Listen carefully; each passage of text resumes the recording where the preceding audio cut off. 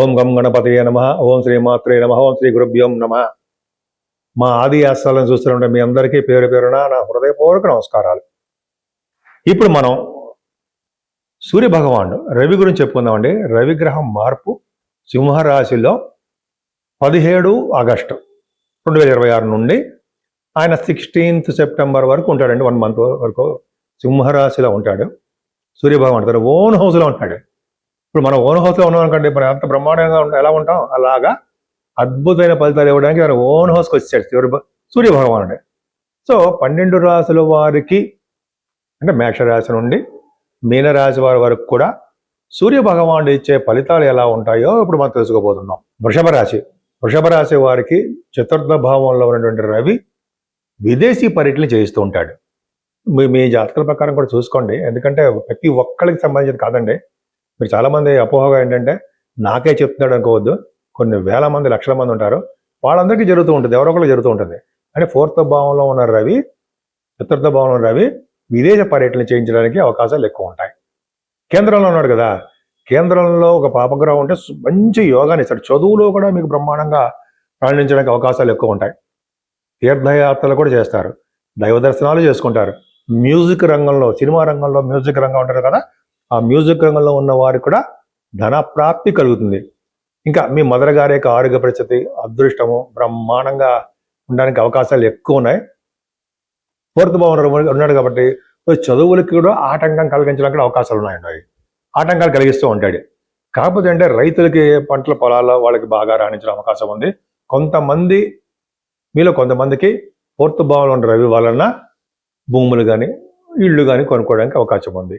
ఈ రవే దశమ స్థానం కూడా చూస్తున్నాడు మీ రాశికి.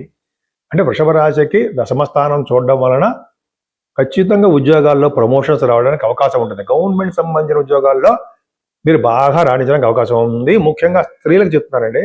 మీరు చాలామంది జాబుల కోసం ట్రై చేస్తూ ఉంటారు, ఇంటర్వ్యూస్కి వెళ్తుంటారు. మీ ప్రొఫెషనల్ క్వాలిఫికేషన్స్ ప్రకారము మీరు దేనికైతే అటెండ్ అవుతున్నారో దాంట్లో మీరు ఉత్తీర్ణత వస్తుంది, అంటే సక్సెస్ అవుతూ ఉంటారు. ముఖ్యంగా సివిల్ సర్వీసెస్ అంటాం కదా, సివిల్ సర్వీసెస్ అంటే గ్రూప్స్ అంటాం. గ్రూప్స్ అంటే సెంట్రల్ గవర్నమెంట్ సంబంధించిన, స్టేట్ గవర్నమెంట్ సంబంధించిన గ్రూప్స్ అంటారు. గ్రూప్ 1, గ్రూప్ 2 అంటే జనరల్గా గవర్నమెంట్ సంబంధించిన ఉద్యోగాల్లోనే మీరు బాగా రాణిస్తారు. ఆల్రెడీ ఉద్యోగంలో ఉన్న వాళ్ళకి ప్రమోషన్స్ రావడము, మీ పై అధికారుల చేత మీకు మన్ననలు పొందడము అవకాశాలు ఎక్కువ ఉంటాయి. అలాగే సాఫ్ట్వేర్ రంగ ఉద్యోగస్తులు కూడా చాలా మంచి అవకాశాలు ఉన్నాయి. దశమస్థానం రవి చూడడం వలన, దశమస్థానాధిపతి కూడా బాగుండడం వలన కూడా మీకు యోగవంతంగానే ఉంటుంది. ప్రమోషన్స్ రావడము ఖచ్చితంగా ఉంటాయి. నేను మీ డాక్టర్ వాడ్రి వాదినారాయణరావు. మీ జాతకాలు లేదా మీ ఫ్రెండ్స్ సంబంధించిన జాతకాలు, లేకపోతే మీ తోబుట్టువులు కానీ, మీ బంధువులు కానీ, మీ స్నేహితులు కానీ జాతకాలు తెలుసుకోవాలనుకుంటే మీరు మీ date of birth, time of birth, place of birth ఇవన్నీ కూడా ఉండాలండి. అంతేకాకుండా చాలా ప్రాబ్లమ్స్ ఉంటాయి మనకి జాతకంలో. అంటే ఉద్యోగం విషయంలో కానీ, స్టాంపింగ్, విదేశాల స్టాంపింగ్ అవ్వడం కోసం కానీ, లేకపోతే వీసా రావట్లేదనో, అదే పెళ్ళిళ్ళు కావట్లేదనో, ఇలా కొన్ని చాలా కాంబినేషన్స్ ఉంటాయండి జాతకంలో. మీరు మీ జాతకాలు తెలుసుకోవాలనుకుంటే నాకు అంటే మా ఆది ఆస్ట్రాలజీకి సంబంధించిన కింద నంబర్ ఉంటుందండి, 7075389589 7075389589. ఆ నెంబర్ కాల్ చేస్తే నేనే మాట్లాడతాను, ఎవ్వరు మాట్లాడరు. వేరే వాళ్ళు మాట్లాడితే ఇంకో విధంగా ఉండి మనకి కమ్యూనికేషన్ గ్యాప్ వచ్చేస్తుంది. అందుకని స్ట్రైట్గా మీతో మాట్లాడుతూ ఉంటాను. ఒకవేళ నేను కనుక ఈ షూట్స్లో ఉంటే నేనే మీకు ఫోన్ చేస్తానండి, లేదా మీరు వాట్సాప్లో మెసేజ్ పెట్టినా చాలు, నేను తప్పకుండా మీకు రెస్పాండ్ అవుతాను. ఖచ్చితంగా జాతకంలో మొత్తం పరిశీలన ఉంటుందండి. జాతకం ఒక పాయింట్ చెప్పడం, అర పాయింట్ చెప్పడం ఉండదు. ఆల్మోస్ట్ 20 minutes వరకు చెప్తూనే ఉంటాను. ఎందుకంటే ప్రొఫెషనల్గా నేను కొద్దిగా గొప్ప చదువుకున్న వాడినే. అంటే CME అంటాం కదా, కాస్ట్ అండ్ మేనేజ్మెంట్ అకౌంటెంట్. నేను cost and management accountant, qualified cost accountant. At the same time నేను సింగరేణి కాలేజ్లో కూడా, కాలరీస్ కొత్తగూడెంలో కూడా 34 years చేశాను. సీనియర్ అకౌంట్స్ ఆఫీసర్గా రిటైర్ అయ్యాను. సరే, అది పక్క పెడదాం అనుకోండి. మీకు వాస్తు రీత్యా కూడా మీకు ప్రాబ్లమ్స్ ఉన్నా, సపోజ్ నేనున్నాను, నా వాస్తు ఆది నాకు ఏ కలిసి వస్తుంది, వెస్ట్ సైడ్ అంటాం, అంటే పడమర ముఖం నాకు కలిసి వస్తుంది అని చెప్పుకుంటాం. అలాగే ఎవరికి ఏ పేరు కలిసి వస్తుంది, వాస్తు రీత్యా హౌస్లు ఇంపార్టెంట్ అండి. అంతే తప్ప నక్షత్రాల ప్రకారము అనేది నేను విన్నగా ఎక్కడ చూడలేదండి. మనం ఉన్న పేరులో మొదటి అక్షరం ఏముందో అదే చూస్తాం. ఎందుకంటే విదేశాల్లో కూడా నాకు కొంతమంది ఫోన్ చేశారు యుఎస్ నుంచి, నక్షత్ర ప్రకారం కూడా చూస్తారు కదా గురుగారు అన్నారు. అదేం కాదండి అని చెప్పి అదే ఆ పక్క పెడదాం అనుకోండి. మీకు వాస్తురీత్యా కూడా ఏదో చిన్న చిన్న డౌట్లు ఉన్నా, అదే ఏదైనా మేజర్ ఉన్నా నాకు ఫోన్ చేయండి, తప్పకుండా నేను ఎందుకంటే దీంట్లో కూడా వాస్తురీత్యా వాస్తులో కూడా ఉన్న కొద్దిగా అనుభవం ఉన్నవాడినే. సో మీకు ఏ అవకాశం ఉన్నా చెయ్యండి, తప్పకుండా ఫోన్ చేస్తే నేను తప్పకుండా చెప్తాను. సరేనండి. ఇప్పుడు మనం సూర్యభగవాను గురించి చెప్పుకున్నాం. అసలు 12 రాసుల వాళ్ళు మరి పరిహారాలు ఏం చేసుకోవాలి, ఎవరికి పూజలు చేయాలి, ఏం చేస్తే బాగుంటుంది అని చెప్పుకుందామండి. 17వ తారీఖు నుంచి సింహరాశిలోకి మారుతున్నాడు రవి. అంటే 12 రాసుల వారికి కొద్ది గొప్ప మంచి ఫలితాలే ఇస్తున్నాడు, కొంతమందికి మాత్రం లిటిల్ బిట్ చెడు ఫలితాలు ఇస్తూ ఉంటాడు. అసలు ఏ పూజ చేసుకోవాలంటే ఫస్ట్ 17వ తారీఖుని నాగపంచమి వస్తుందండి. ఫస్ట్ వినాయకుడు ఎలాగో తప్పదు, మన వినాయకుడు ఖచ్చితంగా పూజ చేసుకోవాల్సిందే, గరిగితో పూజ చేసుకుంటాము. తర్వాత నాగపంచమి ఉండవు. నాగపంచమి అనేది ఒక విశేషం. ఎవరైతే సుబ్రహ్మణ్యేశ్వర స్వామి ఆలయాలు దర్శనం చేసుకుని సోమవారికి ఆవు పాలతో అభిషేకం చేయించుకుని అలా చేయించుకుని మనం అష్టోత్తరాలు చేసుకుంటూ ఉంటామో వాళ్ళకి పాముల వలన వచ్చే దోషాలు పరిహారం అవుతాయి. వాళ్ళకి చక్కటి పిల్లలు పుట్టడము, సంతానం వృద్ధి అవ్వడము, పెళ్ళిళ్ళు అవ్వడము, ఎటువంటి ప్రాబ్లమ్స్ ఉన్నా, సర్ప దోషం ఉన్నా సరే వాటి నుంచి పరిహారం అవ్వడం కూడా జరిగి తీరుతుంది. మర్చిపోకూడదుమా? సరే, మరి ఈ వారంలో ఈ నెల కూడా మనకి వరలక్ష్మి శుక్రవారం అమ్మవారు కూడా వస్తున్న ప్రభావం ఉంటుందండి.